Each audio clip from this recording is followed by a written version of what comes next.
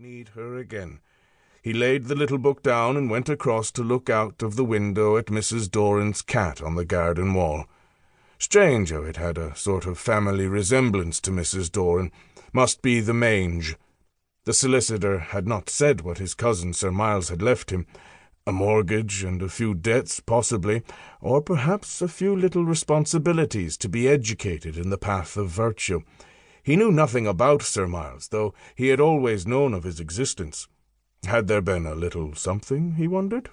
A flat in Paris, or Vienna, or London, or in some other similar painted port of sin.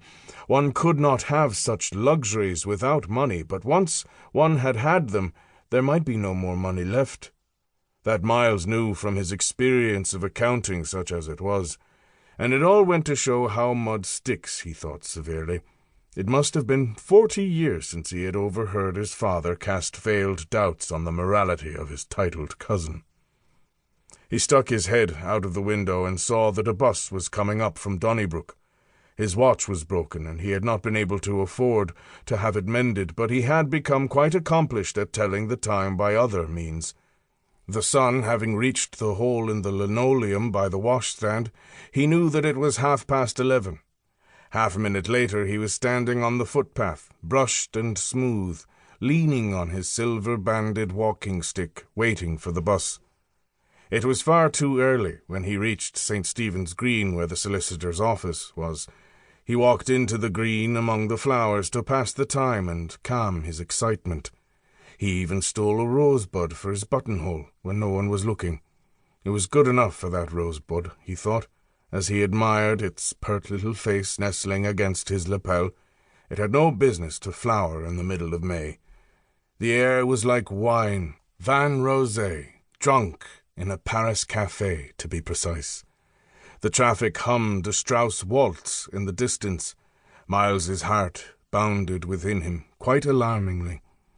At last all the clocks began to strike 12, tenors, basses, bass baritones, and one or two drawing-room sopranos.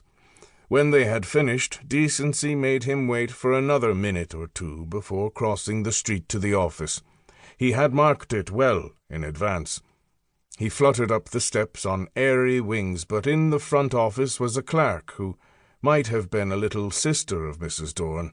She brought him down to earth with a curt, "Well?" He said that he had an appointment with Mr. Byrne. "You're late," she snapped. "I'll find out if he can see you." As she passed through the door marked "Private" in letters of gold, Miles thought how satisfying it would be to hit her an almighty wallop with his walking-stick. But he always suppressed impulses like that, so he leaned firmly on his stick, while he examined an engraving called "His Only Pair," which hung on the wall between a builder's calendar and a menacing steel filing cabinet. The picture represented an industrious mother mending a pair of trousers for a depressed small boy, who sat in his shirt-tails on a table looking on. Other members of the family, who all appeared to be shattered by the impropriety of the business, sat or stood about with hang-dog expressions. Miles whistled derisively through his teeth at them. Now the door marked "Private" opened, and he was bowed into the inner office, this time with apologies and obsequious smiles by the clerk. But he forgot her at once, and turned his full attention to the man behind the desk. Miles rather liked Mr. Byrne. He was small, and he looked meek and somehow lopsided, but from time to time he revealed by a remark that he had an agile little soul springing about inside him. He examined Miles from head to foot with an interest which he made no attempt to conceal. At last he said, "Not much family resemblance." "Indeed?" Miles raised his bushy white eyebrows in surprise. "We pride ourselves in our family likenesses. The de Cogans have an insatiable family pride." "I am well aware of that," said Mr. Byrne, in a depressed tone. "I acted as agent for your cousin almost all my life."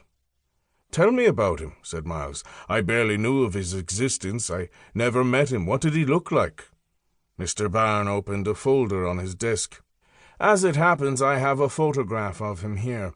It is an enlargement of a passport photograph and a bit blurred, but you may take it that he looked like that." Miles studied.